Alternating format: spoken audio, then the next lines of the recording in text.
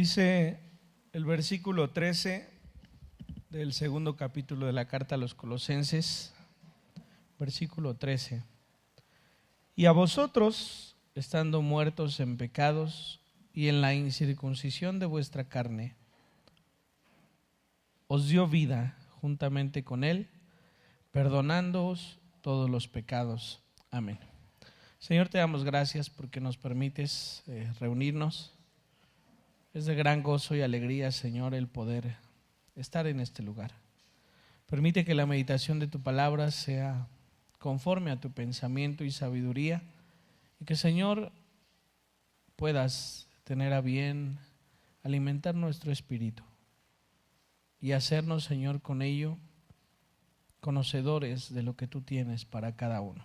Bendice este tiempo, oramos en el nombre de nuestro Señor Jesucristo. Amén. Bien, avanzamos en el segundo capítulo de la carta a los Colosenses y tenemos que recordar entonces, bajo el contexto de la escritura de esta carta, que hay circunstancias por las cuales el apóstol Pablo habla. Primero que nada, recordemos que el apóstol Pablo no había conocido este lugar ni a estas personas. El hecho de que él escribiese se debía a que uno de los discípulos a los cuales el evangelio le fue dado por medio de él, había venido y le había dicho: Pablo, ¿sabes qué? Hay algunas cosas que tienes que saber. Entre esas cosas que Pablo tenía que saber era que esta iglesia en Colosas tenía un pensamiento difícil de quitar. Primero había judíos antiguos, digámoslo así, que llevaban a las congregaciones a judaizar, es decir, a realizar diferentes tareas expuestas en la ley de Moisés. Y ese no es el problema, ¿no? El problema no es si yo me abstengo de ciertas cosas. El problema es que yo piense que a través de esas cosas puedo alcanzar salvación y justificación de pecados, ¿no? Entonces, no es que hablemos en contra de la ley, dice el Señor. Yo no he venido a quitar la ley, he venido a que se cumpla, ¿sí? Así que el problema no es si nosotros hacemos o no hacemos lo que en la ley dice. El problema es que creamos que a través de ello alcanzaríamos justificación en nuestras obras y pecados. La segunda vertiente que había en esta iglesia en Colosas era que bajo el pensamiento griego, hay un pensamiento griego que dicta que toda la materia es mala. La materia, si nosotros de alguna vez escuchamos una clase de química hablando de la materia, y que dice que toda la materia no se destruye, solo se transforma, ¿no? Hablando de todo lo que nos compone. Somos también, el cuerpo humano tiene este compuesto en la química. Toda la materia es mala y el espíritu es bueno. Entonces el Señor Jesucristo no podría ser Dios, porque Dios no se podría prestar a que un cuerpo humano fuese el lugar donde podría habitar, refiriéndose al Señor Jesucristo. Entonces, por ese pensamiento, en Colosas se creía que el Señor Jesucristo pues no era Dios, ¿sí?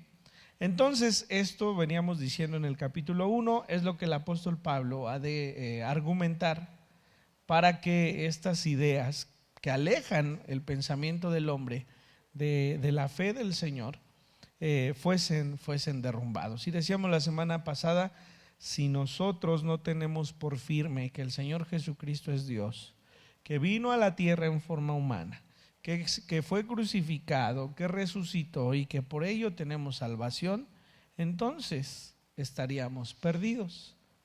Ese es nuestro evangelio, ¿sí?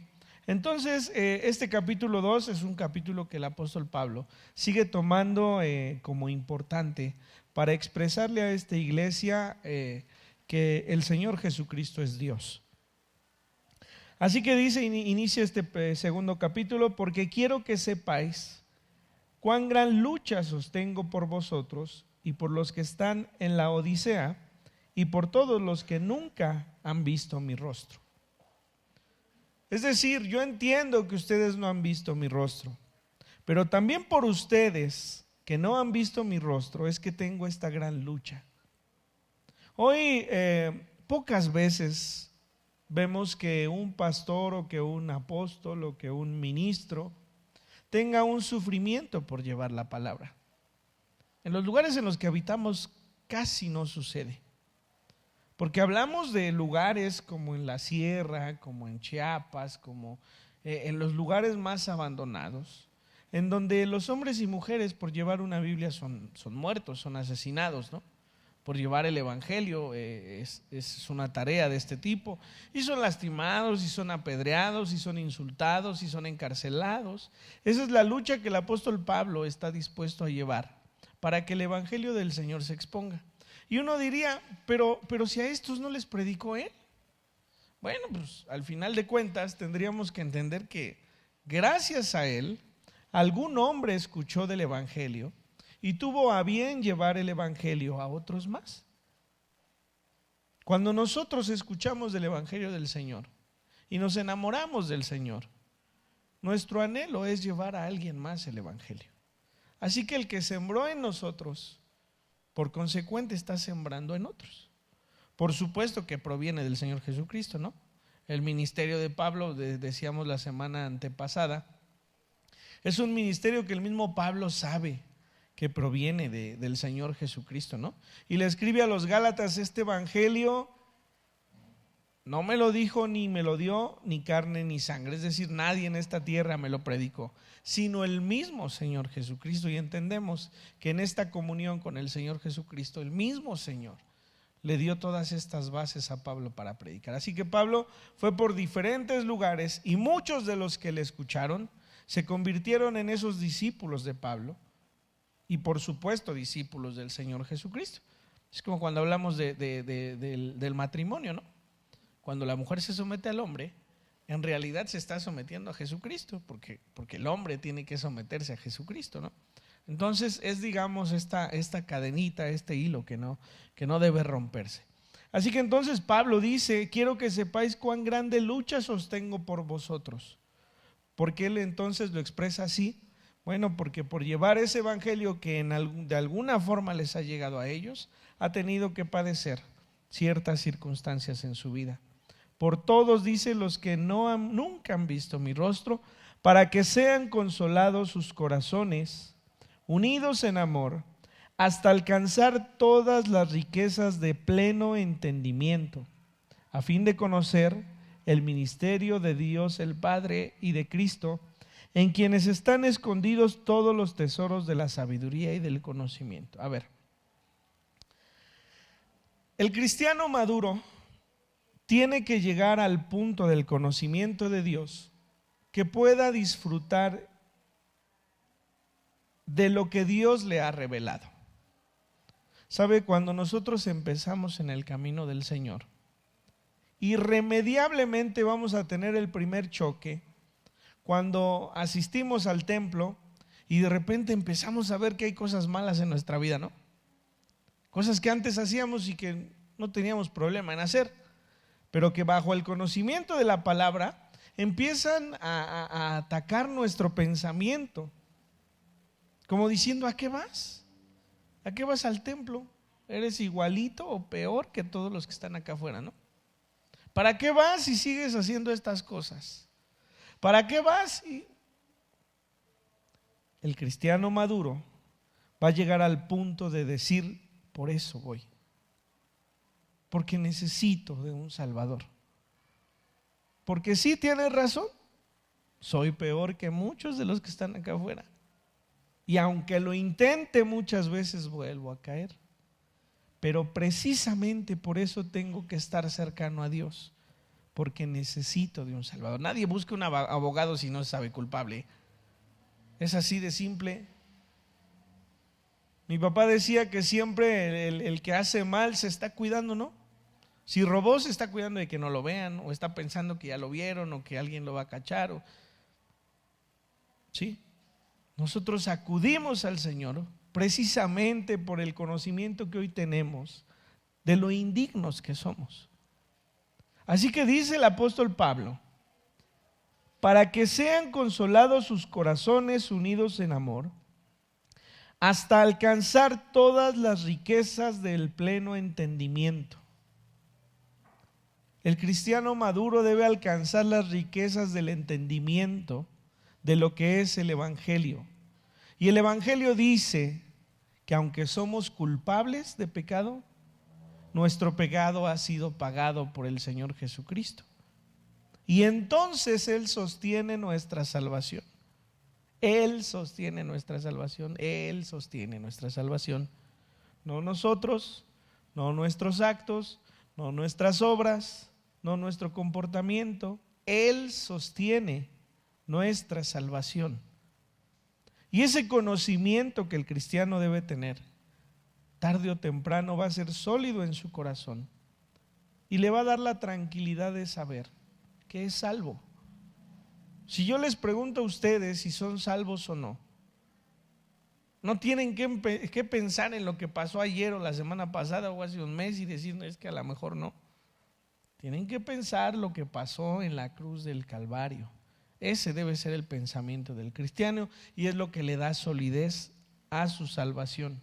Esa es la riqueza del entendimiento. A fin de conocer, dice, el misterio de Dios el Padre y de Cristo. Fíjense que leí varios comentarios, incluso el de la Biblia de estudio de MacArthur. Y dicen que en el original no venía escrito precisamente esta parte, donde dice el misterio de Dios el Padre y de Cristo, que solamente venía escrito conocer el misterio de Cristo. Y lo que en varios de los comentarios dice es que este pensamiento se refiere a que el misterio de Cristo es que Él es Dios. ¿Sí? Entonces, por supuesto que este argumento el apóstol Pablo lo utiliza para enseñarles a estos congregantes de Colosas que el mismo Señor Jesucristo, que ha muerto y que a través de Él hay un enriquecimiento del conocimiento de Dios, es porque Él es Dios. Decíamos la semana anterior, el mismo Jesucristo dice: ustedes conocen al Padre porque me han conocido a mí. ¿Sí? Haciendo ver que Él era Dios. Y este era un pensamiento que para ellos de verdad no era como ahora que nosotros lo podemos comprender, ¿no? O sea, a ver, si yo le hablo a una persona católica acerca de las imágenes y acerca de la Virgen, le va a costar más trabajo comprenderlo que a los que nunca han tenido esta idea de adoración, ¿sí? O sea, para mí me resulta muy sencillo comprenderlo, pero no así para los que han llevado una vida en el catolicismo, ¿sí? Solamente Dios puede quebrantar ese pensamiento, ¿no? Y hacerles ver, la importancia de comprender el Evangelio. Así que bueno, el apóstol Pablo habla de esto. Y dice: en quien están escondidos todos los tesoros de la sabiduría y del conocimiento. Estos hombres y mujeres, y nos lo comprueba el versículo 4, estaban siendo de alguna manera atemorizados. Dice el versículo 4: y esto lo digo para que nadie os engañe con palabras persuasivas. Persuadir es convencer. A veces podemos no tener la razón, pero si somos buenos para persuadir, hacemos dudar al otro, pero fácil, ¿no? Esa es la persuasión. Y entonces dice el apóstol Pablo que estos estaban siendo engañados porque les hacían ver o creer que la comprensión del Evangelio solamente era para algunos, ¿sí? No todos podían entender porque no era para todos, pero había unos que eran los que dirigían, que eran los únicos que podrían tener una interpretación o una visión de parte de Dios, y entonces ellos podrían escucharlos a predicarles, ¿no? Hace unos días se cumplió un aniversario de la Reforma Protestante, y una de esas reformas principales en este hombre era el decir que Dios puede, a través de su palabra, enseñarnos y hablarnos a todos. La Iglesia Católica solamente era quien destinaba la interpretación de la palabra, ¿no? Pero este hombre empieza a ver que Dios puede hablarle a todo quien le busca, ¿no? Y entonces Dios puede mostrar su sabiduría a cualquiera que le busca. Por tanto, empieza a escribir las solas, que se llaman así, solo la fe, solo la palabra de Dios, ¿sí? Estas podríamos interpretar que estaban involucradas en este tipo de enseñanzas. Solo algunos pueden tener la iluminación divina para interpretar la palabra. Pero el apóstol Pablo dice que en Jesucristo están los tesoros de la sabiduría. ¿Quiere conocer de Dios? Busque a Jesucristo. ¿Quiere conocer de Dios? Lea su palabra. ¿Quiere conocer de Dios? Ore. Por supuesto que Dios utiliza a sus siervos para hablar a la iglesia, pero la mejor manera de conocerle es a través de escudriñar sus escrituras. Ustedes tienen todo el derecho de increpar en algo que yo diga. Yo no tengo la verdad absoluta en las cosas, como nadie la tiene. Pero tienen derecho a decir, oiga, pastor, esto no me cuadró. ¿Por qué? Y se los digo así, porque al final de cuentas yo también estoy aprendiendo, todos aprendemos a la lectura de la Biblia, ¿no?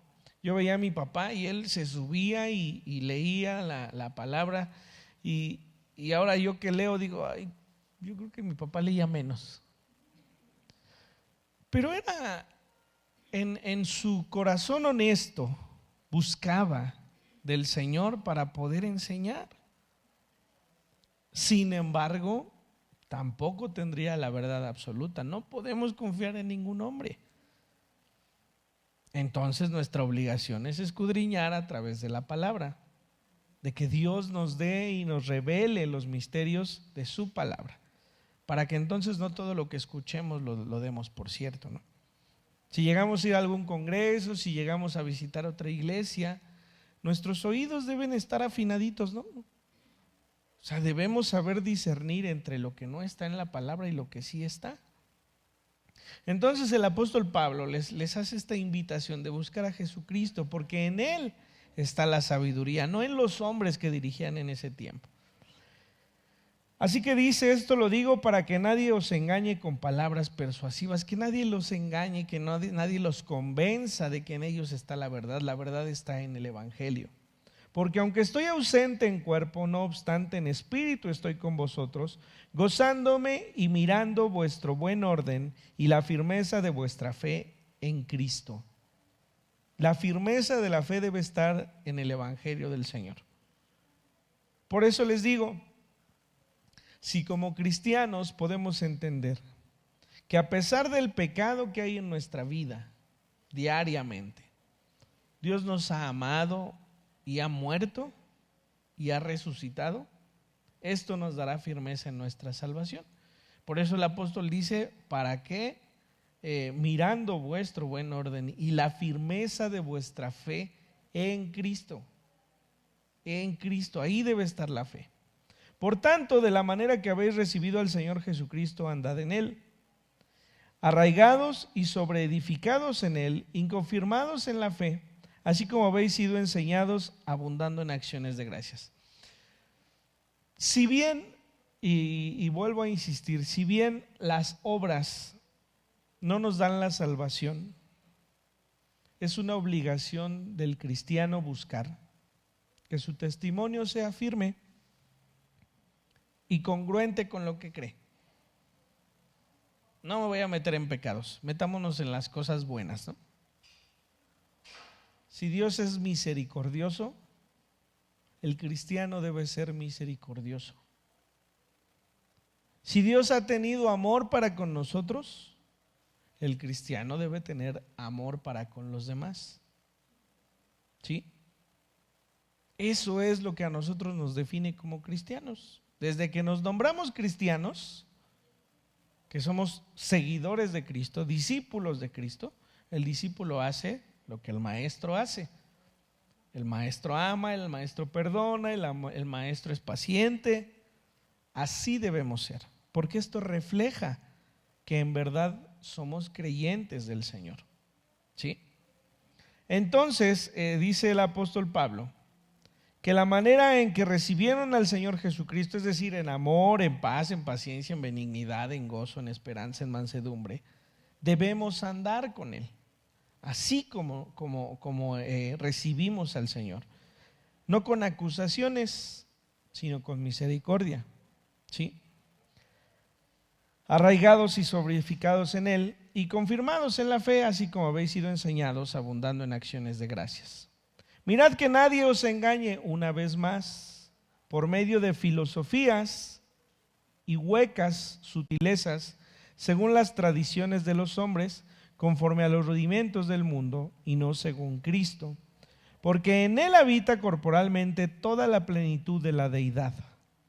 A ver, primero, nadie puede engañar, dice Pablo, a cada uno de ustedes por medio de filosofía. La palabra filosofía quiere decir amor al conocimiento, amor a la sabiduría, ¿no? Y muchos de estos preferían estar estudiando de todo tipo de enseñanzas en lugar de estar buscando de Jesucristo, ¿sí? Dice, según las tradiciones de los hombres, hablando de los judíos, hablando de los mismos gentiles, conforme a los rudimentos del mundo y no según Cristo. Porque en Él habita corporalmente toda la plenitud de la deidad. Otra vez, a ver, como si no fuera suficiente lo que les ha dicho.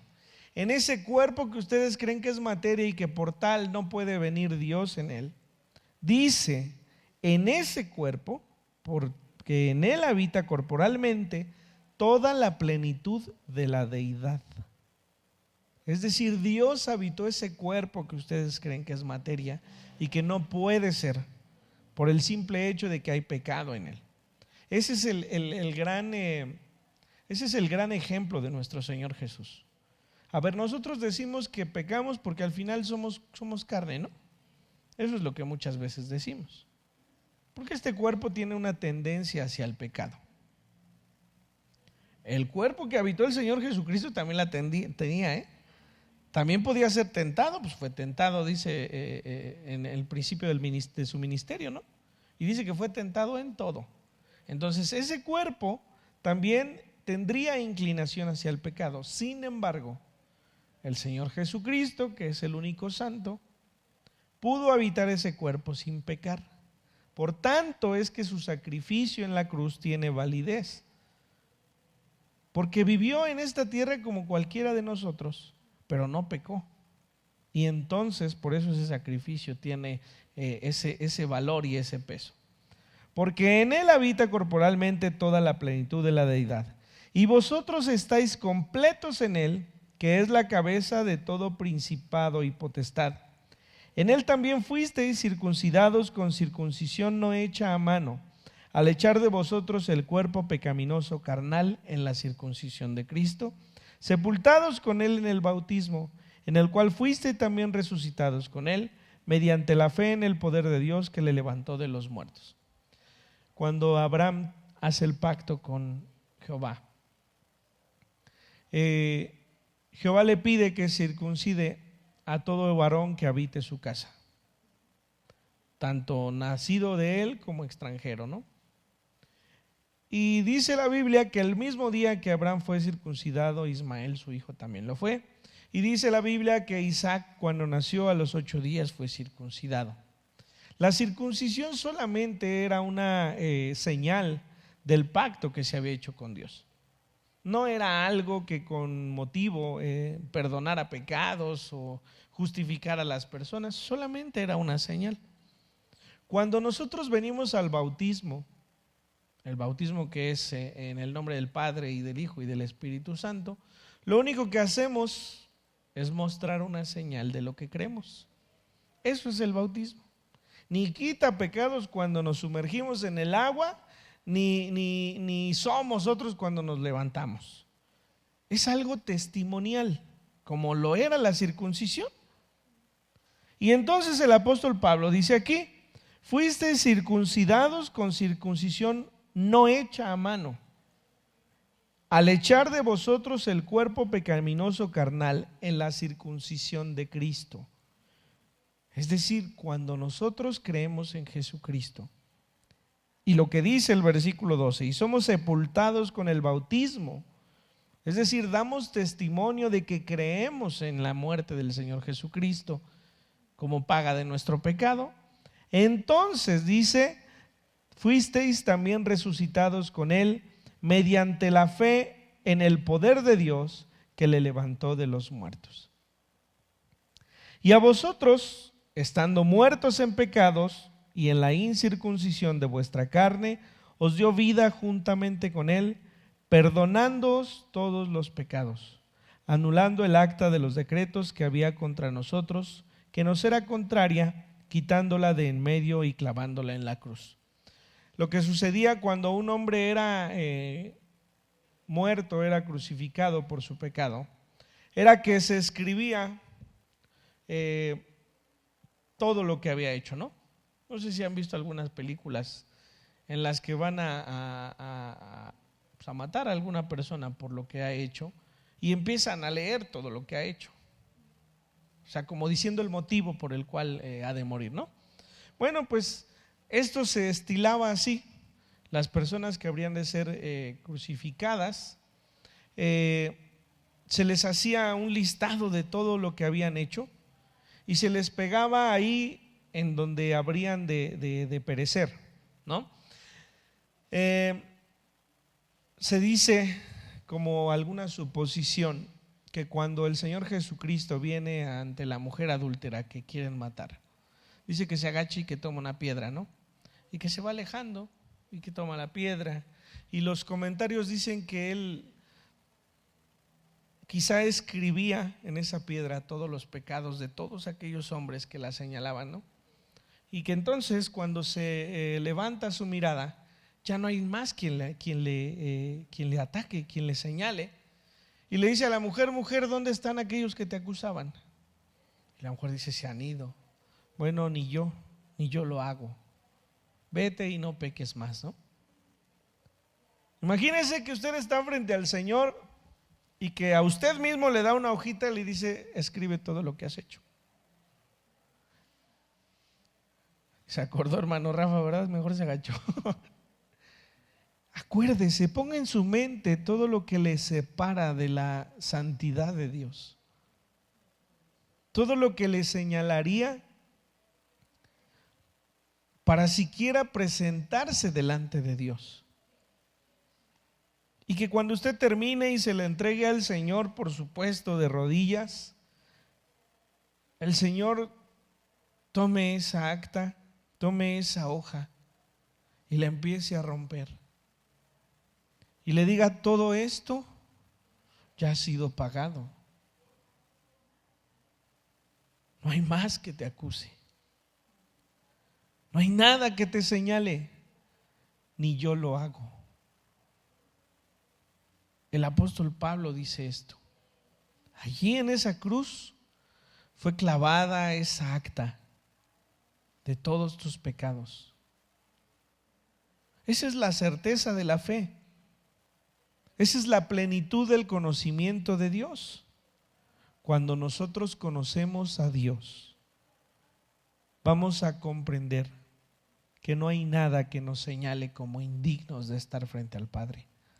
Ese es el milagro de nuestro Dios. Y entonces dice, y a vosotros, estando muertos en pecados y en la incircuncisión de vuestra carne, os dio vida juntamente con Él, perdonando todos los pecados, anulando el acta de los decretos que había contra nosotros.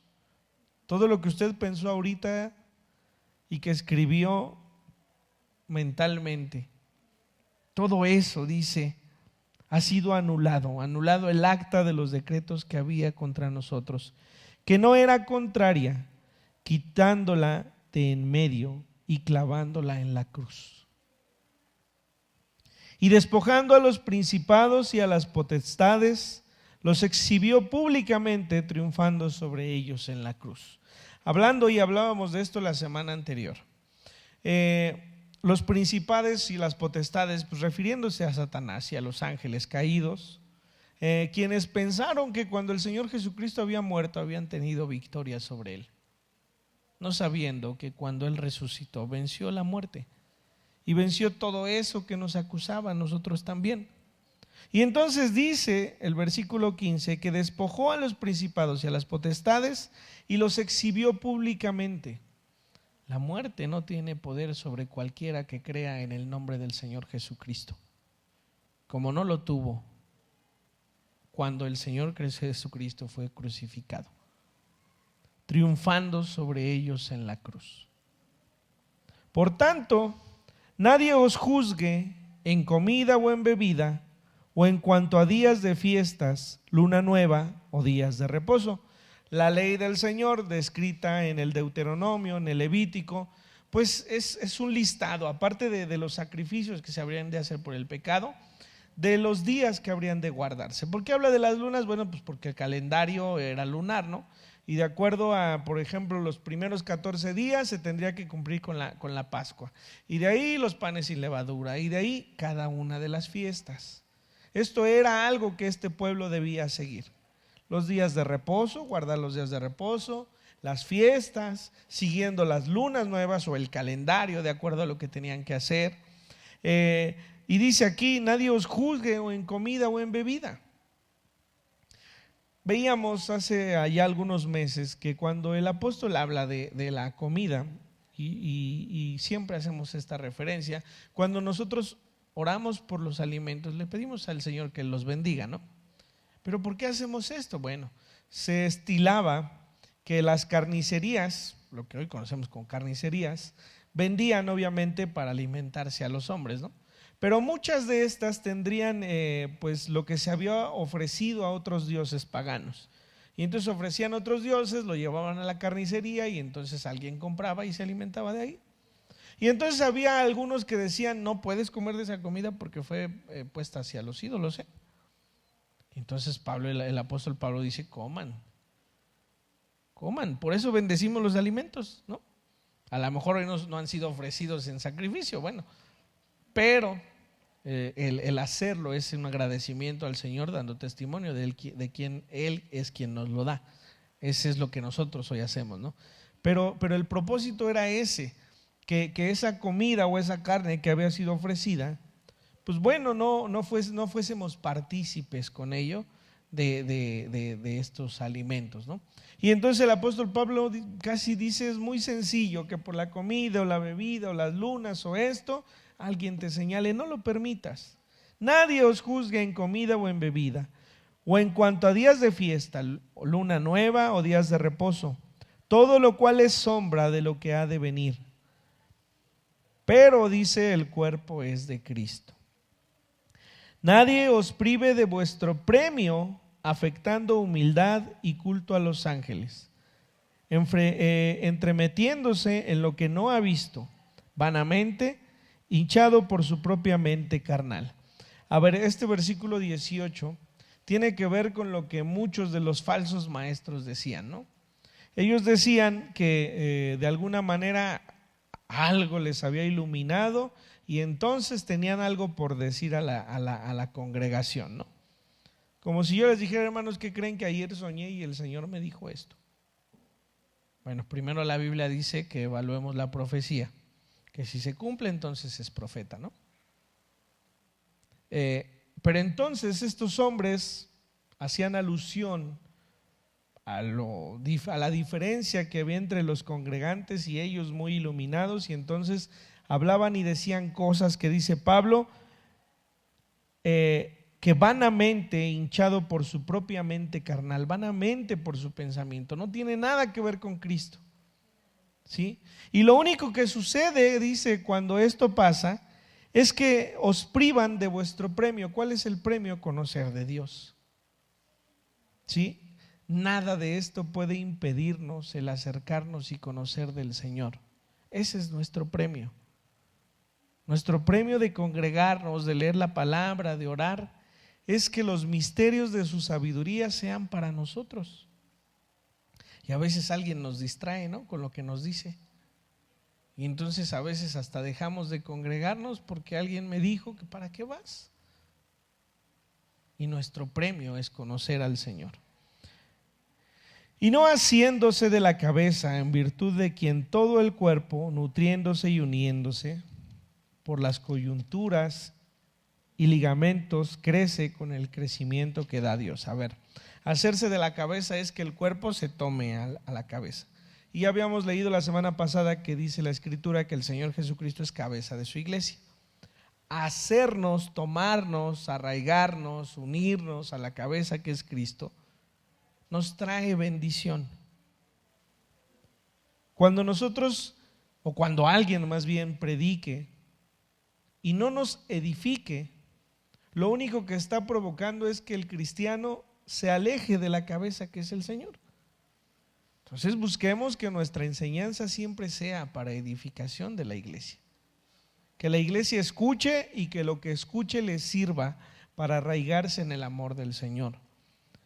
No haciéndose de la cabeza, en virtud de quien todo el cuerpo, nutriéndose y uniéndose por las coyunturas y ligamentos, crece con el crecimiento que da Dios.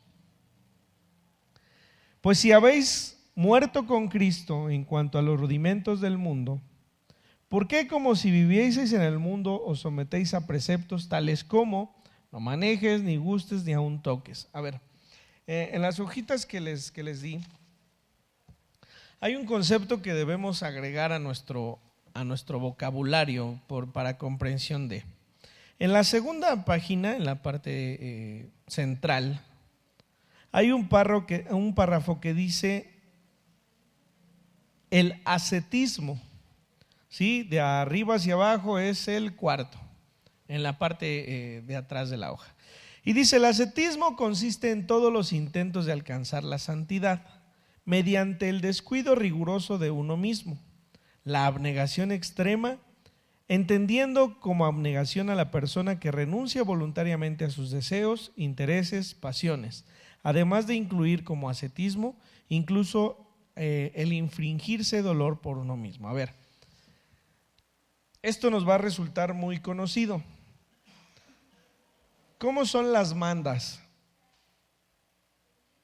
Desde el hecho de ponerse una ropa por tanto tiempo, ¿no? Como una promesa, como una manda, ¿no? El hecho de ir de rodillas a la basílica.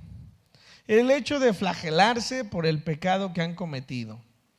El hecho de descuidarse físicamente porque todo es vanidad, ¿no?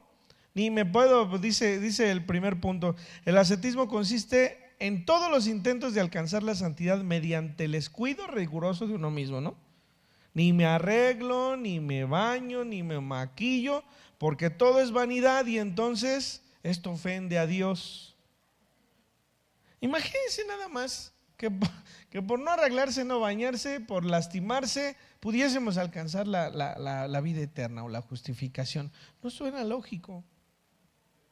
Pero lejos de esto es el ascetismo. El ascetismo es practicar todas estas cosas como si por medio de ella o de estas cosas alcanzáramos una santidad. ¿Sí?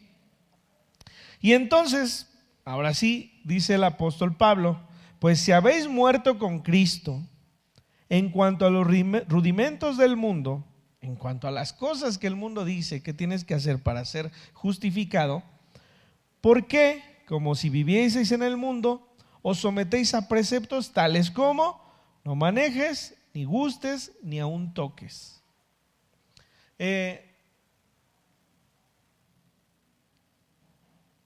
Hay cosas que en esos tiempos eran muy comunes, decir, no comas eso porque, insisto, esto fue presentado a los ídolos y si te lo comes te vas a condenar.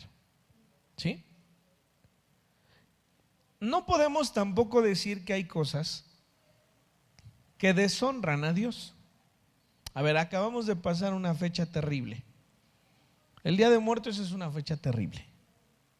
¿Sí? Y sin duda es algo de lo cual los cristianos no debemos participar, por más inocente que parezca. A mí no me causa ningún problema si yo veo a un chamaco de la iglesia pidiendo calaverita, porque va por los dulces, no va por una creencia.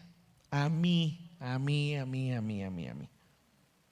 Pero no falta quien de nuestros familiares nos vea y lejos de que nos juzguen o nos digan, la fe de los otros está en juego, hermanos. Ese es el problema. ¿Sí? No todas las cosas convienen. Por más mínimo que parezca, no podemos participar de cosas que no honran del nombre de Dios. Y no porque a nosotros nos cause tropiezo. Pues es algo cultural, ¿no? A nosotros puede que no nos cause tropiezo. Pero a los que no han creído, sí que les causa un conflicto. O por lo menos dicen, pues es cualquier cosa, no tiene nada que ver. Cuando estamos hablando de que la gente cree que el espíritu de los que han muerto vienen, eso es el Día de Muertos. El Día de Muertos se levantan altares en donde se colocan fotografías de los que han muerto. Y ahora, bueno, como si los muertos tuvieran Facebook, ¿no? Bienvenido seas, ponen en el Facebook, ¿no? En la ofrenda. Gracias por venir, te esperamos con los brazos abiertos, te extrañé. Y cuando se termina dicen, nos vemos el siguiente año, ¿no? No puede ser así, hermanos. Hay cosas de las cuales no podemos participar. Porque aparte de que ofenden a Dios, no son testimonio para los otros. Bueno, como estas cosas hay muchas, ¿sí? Les voy a contar un chismecito. Ahorita en este momento allá afuera con los jóvenes están hablando de si es bueno o malo decir groserías.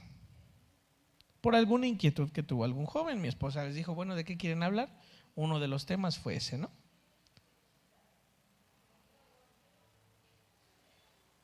Al final estas palabras son utilizadas en muchos sentidos de ofensa. Y entre la plática de lo que preparaba ella, yo les decía, pues diles a ver si van, diles, si no es malo, ve y que dile una grosería al pastor. Decía, ¿qué tal si te la dicen? Le digo, no creo. No creo, porque en el fondo nosotros sabemos que es así. Yo en la escuela decía, pero las que menos se les ocurre a ustedes. Y llegaba a mi casa y no se me salía ni una. ¿Sí? ¿Y ustedes creen que esto no es testimonio? También lo es. Pero debemos ir cuidando nuestra vida. Se los voy a insistir muchas veces, no porque de esto dependa la salvación. Por eso dice aquí el apóstol Pablo, si morimos con Cristo Jesús, si creímos en Cristo Jesús, si esperamos en Cristo Jesús, ahí está nuestra esperanza, ¿no? No quiere decir que con eso podamos hacer y deshacer de nuestra vida, pero nuestro comportamiento honra su nombre. Porque lo primero que la gente dice es, uy, eres cristiano, ¿no? Y no habla mal de nosotros, habla mal de nuestro Señor. Entonces, ¿cuál es la instrucción? Busquemos honrar a Dios con nuestra vida. Busquemos que cada día la gente quiera acercarse a Dios por nuestro testimonio, ¿sí? Por nuestra creencia. Entonces, dice el apóstol, pues si habéis muerto con Cristo en cuanto a los rudimentos del mundo, ¿por qué como si vivieseis en el mundo os sometéis a preceptos? Y menciona ahí algunas cosas, dice en conformidad a mandamientos y doctrinas de hombres. Cosas que todas se destruyen con el uso.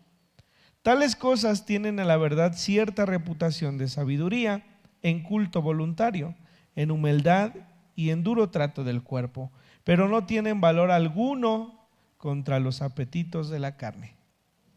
O sea, es bueno buscar que nuestro comportamiento no tenga ciertas actitudes, pero el que logremos o no logremos eso no tiene que ver nada con la justificación de nuestro Señor. Entonces, ¿por qué el cristiano debe comportarse de ciertas maneras? Bueno, porque eso honra el nombre de Dios. Eso glorifica el nombre de Dios y eso debería ser suficiente, ¿no? Lejos de buscar si está bien o si está mal o si puedo o no puedo. busquemos glorificar el nombre del Señor. ¿Sí? Esto sin duda tiene un mayor peso que estar buscando las simplezas de que si comieron o no comieron, dice el apóstol Pablo, si bebieron o no bebieron esto, o si guardaron el día de reposo o no. No, el conocimiento del Señor, las riquezas de su gloria en la sabiduría y en el pensamiento nos harán tener una solidez respecto de la salvación que hoy tenemos. Así que bueno, hermanos, esto es lo que este capítulo nos expresa en la palabra. Vamos a orar. Señor, te damos gracias porque nos permites reunirnos. Ciertamente, en nuestro pensamiento hay una solidez respecto de la salvación. Todo aquel que confiesa con su boca y que cree en su corazón que Jesucristo es el Señor, ha encontrado la justificación que necesita y requiere para obtener la vida eterna. Te damos gracias porque es así. Porque, Señor, si buscásemos alcanzar esta justificación por medio de nuestras obras, estaríamos perdidos. Muchas veces hemos de reconocer que nuestra vida no te honra, pero te rogamos, Señor, que tú tengas a bien dirigirnos para que día a día, Señor, busquemos, anhelemos ser eso que tú quieres de nosotros. Perdónanos si con nuestras acciones alejamos a muchos de tu nombre. Enséñanos a buscar lo contrario, para que todos aquellos, Señor, que han de conocer de tu palabra, se acerquen por medio de nuestra vida. Te damos muchas gracias y bendecimos tu nombre. Oramos en el nombre de nuestro Señor Jesucristo. Amén.